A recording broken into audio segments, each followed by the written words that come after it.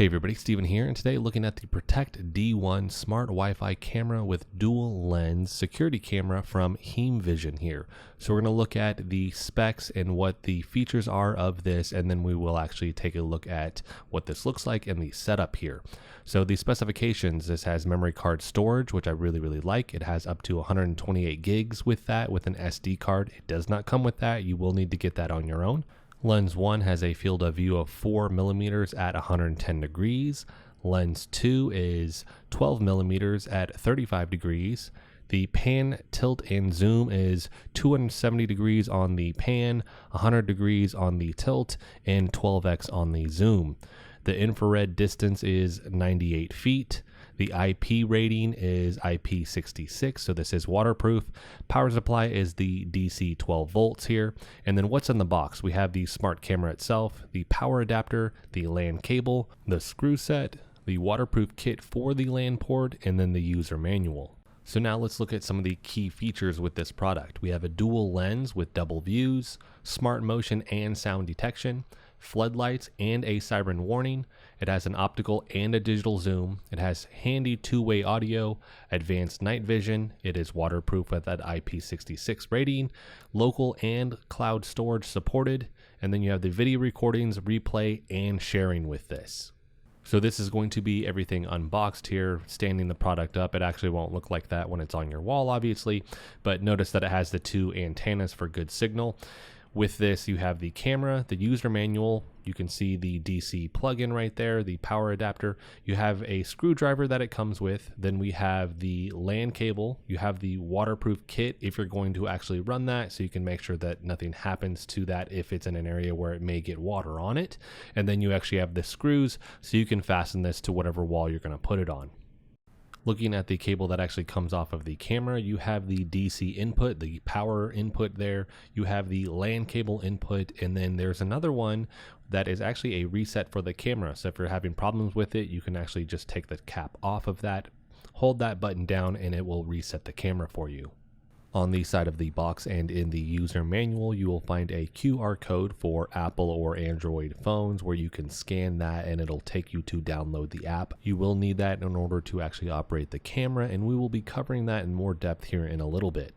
Inside the user manual, there's a very cool diagram showing you everything that is on this camera, from the infrared LEDs, you have the floodlight there, the telephoto lens, the night vision sensor, the warning lights, you have the microphone, the wide angle lens, and then of course what we just covered with the LAN port, power input, and reset.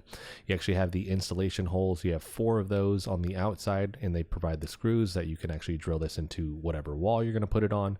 The antennas, which you can actually maneuver and change those for the best reception. And then on the back you actually find the speaker, the memory card slot, and then another reset button.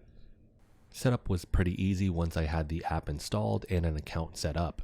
Once you plug the camera in, it will light up and move before coming to a set position.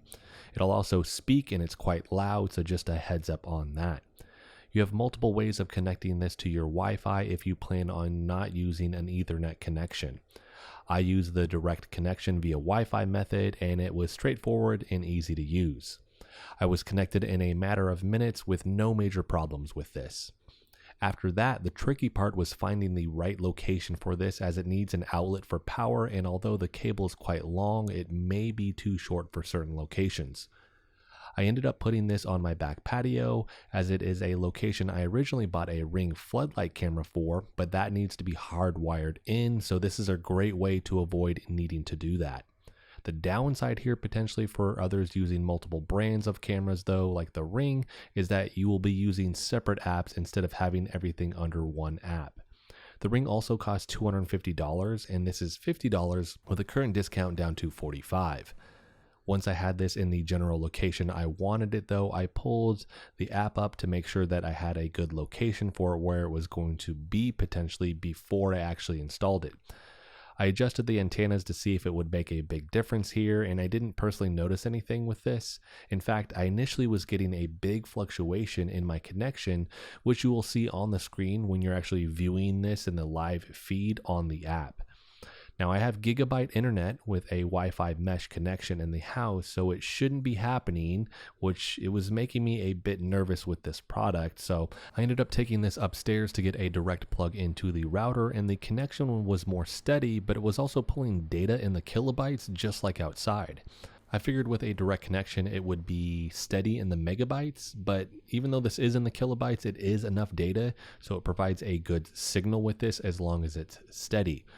I reinstalled this back outside, and since then it's actually been running great. So for those that may have that issue, maybe one of those things that you need to plug it into the router directly first so that the router can recognize what this object is and hopefully smooth out any issues that you're having. Now that's if you're actually having the issue like I was too, where you're having those huge fluctuations in data with this. Now I can run an Ethernet cable to this location through the attic if I needed to, but I actually don't think I'll need to do that. After I connected this to the router and then put it back, the connection has been really smooth with this.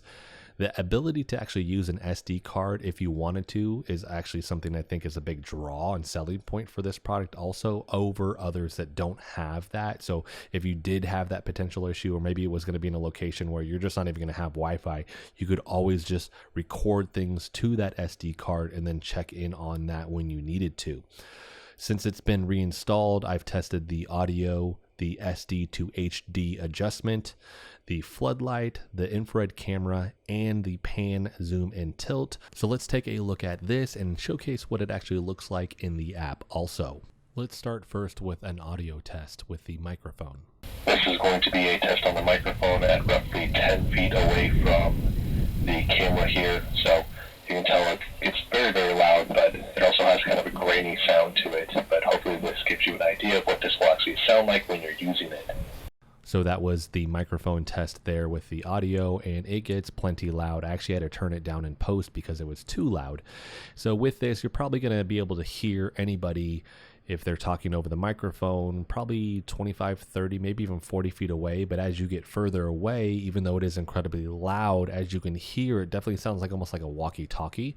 So it may be harder to understand somebody. It's pretty decent. Like I said, the volume gets really loud, but being able to actually understand what somebody's saying at a further distance may be an issue, but that's probably going to be 30, 40 feet away. Next, let's look at the standard definition versus high definition option that you have here. I tried to do this with the camera pulled out and then actually zoomed in as well. You can tell a difference between SD and HD. There's just more clarity there as you increase the resolution.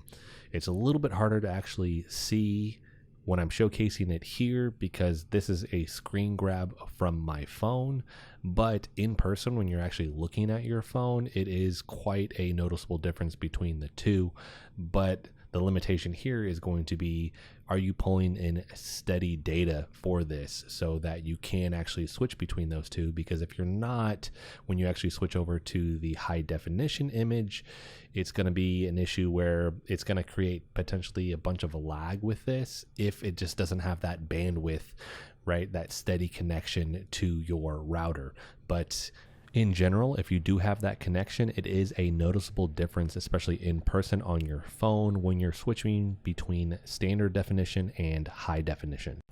Next, let's look at the floodlight and the infrared light. So this is going to be the floodlight here, and it is quite bright with this. So it does cast a good kind of field of light, and this is going to be a different angle, so that's the back patio, and the light is actually going to touch all of it. The other lights on the trees here are kind of affecting how this looks, but in general this is going to cover quite a bit of ground with the actual floodlight. Now let's move over to the infrared light in the app. So this is going to be the infrared light. I'm also going to showcase the floodlight within the app. I do want to note that this is just standard definition here. This isn't the high definition, so the image would look obviously a lot better with that turned on. It does actually cover a lot of ground with the infrared light. I was really impressed by this. So I think if you do need this and you're not going to actually have the floodlight turning on, because you can turn this on where it'll actually have the motion detection with it, or you can just leave it on, or you can just leave it off. But this does have all three options, which is nice to see in this camera, so you can tailor this to your needs with this. And then this is going to be with the floodlight actually on, and I wanted this here because as you can see, it actually can give you a notification if it's picking up on movement with your camera. You can turn that off. You don't actually have to have that turned on, but for those that want this as a security camera, that is a really nice feature to have, regardless of the camera, obviously, because you want to know when someone or something is actually coming up on the camera. Next, covering the pan, tilt, and then zoom here. To cover this again, the pan is 270 degrees. You control this via the app. And then the tilt is 100 degrees. And then we'll showcase the zoom here in a second. And I'm actually going to showcase what this looks like in the app, because you control this. A little dial pops up where you actually just essentially hold the dial just like you would with like a video game controller, right? And then it actually goes in the direction that you want it to go. So you'll find the dial on the left-hand side here, and I'm going to be just kind of moving this around for a second. On the right-hand side, though, you'll see the camera icon, so you can actually take a picture, record. You can actually turn on the speaker as well and listen to if another person's talking to you. That's right underneath the camera. And then you have the zoom here, which is that little, it almost looks like a camera lens button underneath the volume there. So if you click on that, it will actually zoom in. And then once you're zoomed in, you can still actually move the camera and still do your pan or tilt with this, which is really nice. Next, I wanted to showcase what the app looks like when it's in a vertical view versus a horizontal view here. So you're going to find all the same stuff that you would find on the horizontal in terms of being able to snap pictures. You can actually change the audio so you can listen, but something else that you're going to find here, you have the microphone button. So if you want to hold that down, that's how you're going to communicate with somebody on the other end. And then looking at this, you have the cloud storage also. So we're going to dive a little bit more into that here in a second, but you have cloud albums that you can actually save certain videos to and then view them later. You can also do playback with any videos that you do have stored. Down there in the bottom also, you will find the dial, which is how you will move the camera. But let's go ahead and look at their pricing with this cloud storage, and then we'll cover some of the features that this is going to actually have with it. So you can actually have a free alarm recording only subscription if you want. It will store anytime the alarm is triggered, and then it will store those for 3 days. We will talk about what that actually means in terms of that feature here in a second. You could actually pay for a year for 7 days continuous storage, and with that, that is $70 for the year. You get a discount with that. Then you have the continuous recording monthly subscription if you wanted to, and that is going to be $7 a month, and that's going to be for the 7-day storage, or continuous storage with this for $19.99 a month, and that's going to be for 30 days, not for the 7 if you needed more. And that's if you're going to do that and need it stored on the cloud versus an SD card. Clicking on the more options tab, you can actually tailor how this is set up to your liking. So you can do 1 month at a time or 1 year to get a discount. You can do for 30 days, 15 days, or 7 days, and then the continuous recording versus just the alarm recordings here. So you do have different options when it comes to the cloud storage if you're going to go that route. Next, these are screen grabs from the app. When you start exploring the cloud storage options, it actually gives you more detailed information on not only that, but the app and the device itself.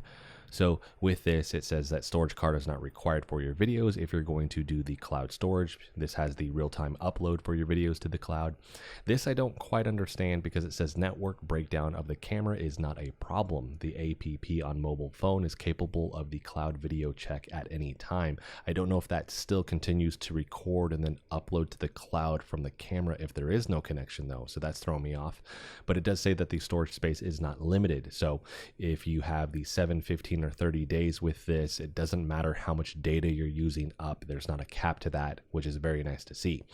With the cloud video, it is saying that this is encrypted, which is awesome. So people aren't going to be able to most likely steal your information. With this, I don't know what the AES 256 bank encryption level is, but it is there. So that is nice to see because you obviously don't want people having an easy time just getting access to your recordings, your videos, or your feed with this. Next, we have the intelligent alarm. This is cool to see because what this is doing is it's trying to actually make sure that it's picking up on a human if it's going to actually trigger that alarm, meaning it's going to notify you that there is motion on camera. So it's trying to pick up voice of a human, dynamic movements of a human figure, and a face with this. Last, this has the intelligent check with this. This goes back to talking about the encryption, the AES-256 bank level encryption here. And with this, the videos can still be replayed even though the equipment and SD card are violently damaged or stolen, which is really, really nice. So that's not going to affect the fact that this has gone up to the cloud. So if they do break the camera or anything like that, but the information has gone up to the cloud, you don't have to worry, it is safe there. Next, this talks about the timeline, which is a convenient way to actually monitor the playback with your cloud videos here. And with this, you can actually enable quick dragging and browsing of key videos. This is actually supported by Alexa. I haven't tried this feature out, but you can actually interact with Alexa for operations such as voice start, stop, and projection, thus relieving both hands. That's nice to see. Next, it talks about the safe encryption here. Still don't know a ton about this personally, but it is a 256 digital character encryption for 100% encryption from transmission to storage. So once again, they can't actually get your information. Nice to see there. And then it has the 24/7 recording with this, which is unique. Full network technology ensures that only true cloud storage is capable of continuous recording throughout the day, so not just short spurts. And with this, you get the 24/7 based off however many days you've signed up for with this, which is also really, really nice if you want to actually catch whatever you're trying to catch on camera. It's not just relying on the detection stuff, right? You could actually just go at any point throughout the day and actually look at that clip in your recordings. Next, we have the alarm trigger recording. This is going to be something that if you're not using cloud storage, you can actually still use the SD card with this to have that actually record to that if you want. The playback anytime is going to be something with the cloud storage where you can actually play the videos back, obviously because they're stored on the cloud. The rate of play here, saying the cloud video supports the playback of multiple times, up to 4 or 32 times for quick search of the required image, supports the play at the minimum of 0.5 times for quick search of key images. And then the cloud album here, unique services in the industry. Once you purchase the cloud storage, you will be granted with the storage space free of charge. In your private cloud disk, you can save the videos free of charge up to 5 hours with this. That seems worded a little bit weird to me, but it does say underneath that the cloud album does not conflict with the cloud video storage with this, because it mentions that being something that you get unlimited space of. So that is kind of worded a little bit weird. Last one here, this is cloud media editing. So it says unique function in the industry. I'm starting to notice here that this is worded a little bit weird. This product is coming out of China, so I think there's probably a language barrier where they're converted and over, and they haven't had somebody look at this that speaks English natively, so the wording's a little bit off here. It is possible to directly edit the cloud videos on, and then I was saying, I think I said this earlier, app, they just put it in all caps for some reason. Then save the edited cloud videos into the cloud album, reduce the space, or save them locally for sharing easily. So you can actually edit these videos if you need to, which is a really nice feature to have. So that's going to wrap this video up. Hopefully this helps you make an informed purchasing decision when it comes to this product. I personally think this is a great product with a solid price tag of $49.99. It is definitely worth it in my opinion. The amount of features this has is incredible considering that price tag, and the ability to utilize cloud storage for those who want it, or to just use an SD card for those that don't want to pay for the cloud storage, is a nice thing to see here instead of being just stuck with one option. I do think it is worth looking into where you will place this before buying it though, as you need to consider the need for an outlet to plug this into, and how good of a connection will you have over Wi-Fi, or are you going to run that Ethernet cable to this, and do you have the ability to do that? I'll have a link for this product in the description for anybody wanting to pick this up. If you have any questions on this, maybe there's something that I didn't cover in the video, let me know in the comment section and I will make sure I answer that for you there. If you like the video, hit the like button for me. If you want to continue to follow along with all my content, hit the subscribe button for me. And as always, thanks so much for watching, and I'll see you in the next video.